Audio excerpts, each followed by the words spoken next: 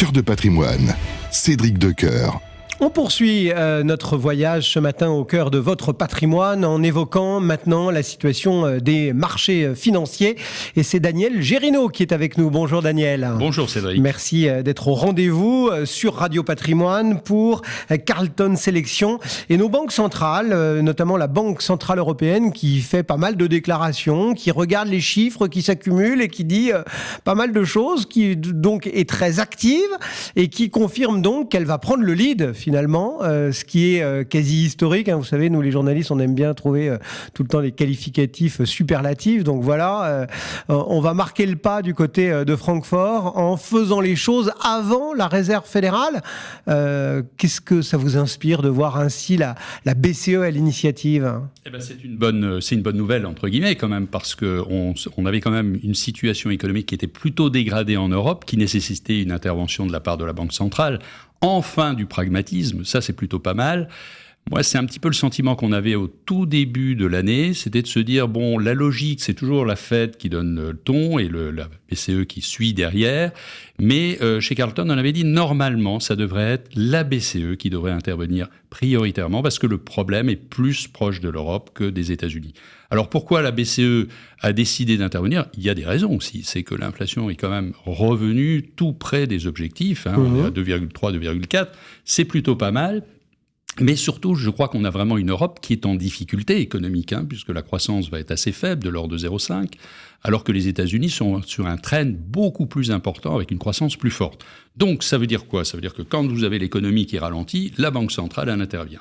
Aux États-Unis, l'économie ralentit pas tellement, elle est même plutôt sur un rythme soutenu à 2,5%, donc il n'y a pas de raison a priori de le faire, d'autant qu'aux États-Unis, l'inflation est quand même restée sur des niveaux assez élevés, du moins en apparence. Après, on peut discuter de cette apparence qui n'est pas toujours conforme à la réalité. D'autant que cette Banque centrale américaine, cette Réserve fédérale, elle se retrouve aussi potentiellement coincée par le calendrier électoral. Alors là, encore, on pourrait objecter, mais rien n'est gravé dans le marbre. En fait, c'est pas obligatoire. Oui, d'accord, mais n'empêche que historiquement toujours, j'en reviens à ces superlatifs, la Fed refuse ou accepte de ne pas s'immiscer dans une élection présidentielle. Et là, on sent que le calendrier va plus être tout à fait confortable pour la Fed. Ça change quelque chose pour elle ou au contraire, la situation aux États-Unis est telle qu'on n'est pas à quelques mois près ?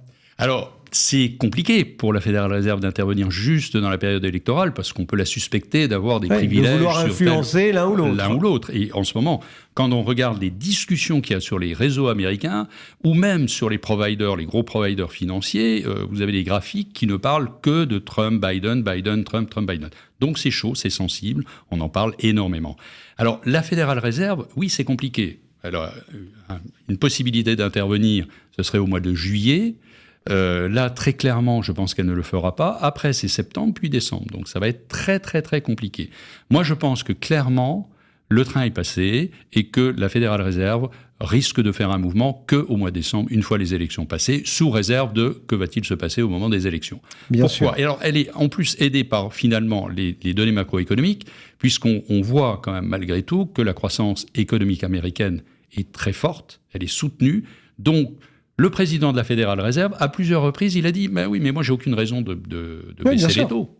Je suis dans une situation où l'emploi reste malgré tout solide, et puis j'ai ce problème de loyer. » Et là, on peut en parler parce que là, c'est un faux-nez. On a une inflation qui est tirée en grande partie, quasiment 30%, par les prix des loyers. Or, l'inflation américaine sort à 3,5%, 2,4% en Europe, pour mémoire. Et lorsque vous regardez cette inflation, elle est essentiellement tirée par ce qu'on appelle les loyers indus par les propriétaires. Les loyers indus par les propriétaires, c'est quoi ? C'est tout simplement le loyer que vous auriez à payer si vous n'étiez pas propriétaire, mais locataire de votre bien. Et en général, les biens dont on est propriétaire sont de meilleure qualité que les biens qu'on met en location, donc les loyers sont plus élevés, et ça ne correspond pas du tout à la réalité. Ce qui signifie que le taux d'inflation que l'on a aujourd'hui aux États-Unis de 3,5%, quand vous le corrigez de cette donnée-là, c'est plus que 2,6. Ah oui. Donc les marges de manœuvre pour la Fed sont là. Mais officiellement, c'est 3,5. Bon. Et donc, elle laissera passer sans doute son tour, ce qui veut dire que le dollar va monter. Oui, c'est ça, parce que pour le moment, tout va bien. Mais si la BCE bouge une première fois, puis une deuxième fois, et que la Fed ne fait rien, là, pour le coup, ça va tanguer sur la devise. Ça va tanguer sur la devise. Alors attention, parce que si ça tangue sur la devise, ça veut dire que nous, on va avoir les prix importés qui vont monter. Or, revenons toujours sur l'histoire de l'inflation. L'inflation qui est à 2,4, elle est en grande partie tirée par les prix à l'importation, qui sont très bas. Or, si l'euro faiblit face au dollar, ça veut dire que les prix à l'importation vont monter et que finalement cette marge de manœuvre... Donc notre inflation va repartir. Et ben voilà. Et notamment avec les matières premières. Et alors les matières premières aujourd'hui, où il faut regarder le monde de demain, ce sera le monde des métaux et des minerais. Tous les métaux de la transition énergétique, c'est-à-dire aluminium, lithium, cobalt, vous avez le nickel, vous avez l'étain pour les soudures, vous avez le zinc. Tous ces métaux-là sont en train de monter progressivement avec le cuivre. Et ils se payent en dollars. Et ils se payent bien évidemment. Toutes les matières premières, sauf le gaz naturel, se payent en dollars. Donc il faut regarder ça avec beaucoup d'intérêt quand on s'intéresse au contexte dans lequel évoluent nos marchés. Et pourtant, nos marchés actions, eux, ils se portent bien, voire même très bien, voire pour certains excellemment bien. C'est encore quand même le moment, quand on est épargnant aujourd'hui, d'avoir ou de renforcer ou de constituer une poche action. Alors la vraie question, c'est faut-il avoir effectivement des actions ou pas ? Le marché a monté. Mais pourquoi le marché monte ? Le marché monte parce qu'il attend des baisses de taux. Est-ce qu'on a eu des baisses de taux jusqu'à présent ? Non, et pourtant le marché est haut. Pourquoi ? Quelle est l'explication du phénomène ? Tout simplement parce que nous avons une quantité de monnaie qui n'a pas été réduite. La masse monétaire aujourd'hui, dans le monde, prenons simplement États-Unis, Europe, 30 000 milliards de dollars. Ça n'a pas baissé. Ouais. C'est ce qui explique que nous allons avoir un marché des actions qui va continuer à monter et nous allons commencer, au cours du deuxième semestre 2024, à créer des bulles. À créer des bulles sur la partie actions, à créer des bulles sur le high yield, les spreads de crédit, et revenir sur une valorisation des actions. Point bas, de l'immobilier, pardon. Point bas sur le marché de l'immobilier, fin 2024. Mais ça veut dire qu'il faut se méfier de cette part action aujourd'hui, d'autant plus, parce que vous nous parlez de bulles, que voilà, il y a des mots en investissement action. On va dire que d'habitude, il y a soit de la stratégie value, soit de la stratégie croissance, ou alors on peut faire un peu de valeur défensive. Enfin bref, voilà, il y a des espèces d'étiquettes qu'on colle sur les actions. Aujourd'hui, on se dit le value, la value, c'est mort. Tout le monde veut que de la croissance. Donc cette bulle, elle se fera sur les 7 magnifiques, sur le luxe, sur... Non, parce que la bulle, on ne l'a pas aujourd'hui. Il n'y a pas de bulle. C'est plus valorisé, mais la bulle, elle va venir. Oui, mais elle viendra sur ces thématiques croissance. Aujourd'hui, analysons rapidement pour un investisseur qui crée un patrimoine. S'il observe ce qui s'est passé depuis le début de l'année, le premier trimestre, qu'est-ce qu'on a eu ? C'est les valeurs de croissance qui ont performé. Ouais. Et depuis le 1er avril, et ce n'est pas une blague, jusqu'à maintenant, c'est l'inverse. En fait, ce sont plutôt des valeurs de rendement qui ont performé et les valeurs de croissance qui ont contre-performé. Donc aujourd'hui, il faut être sur quoi ? Objectivement, nous, on pense qu'il faut toujours être sur la techno et le luxe.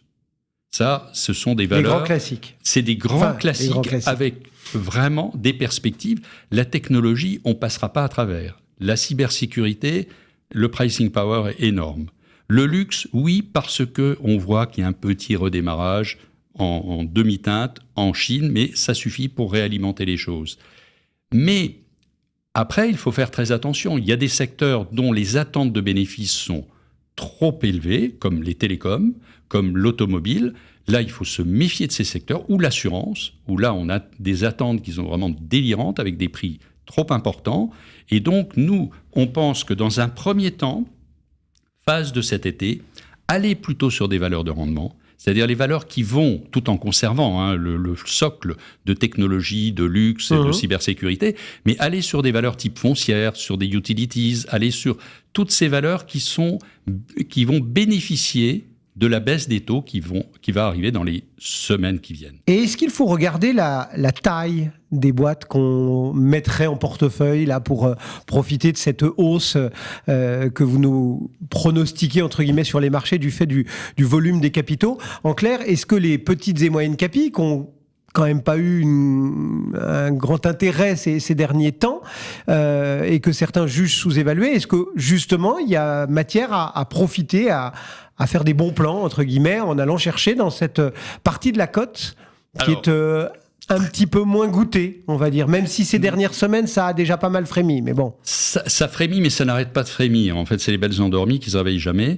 Le problème des small mid-cap, c'est que naturellement, ce sont des valeurs qui ont plutôt un biais, on va dire, croissance, et qui ont la plupart également un biais cyclique.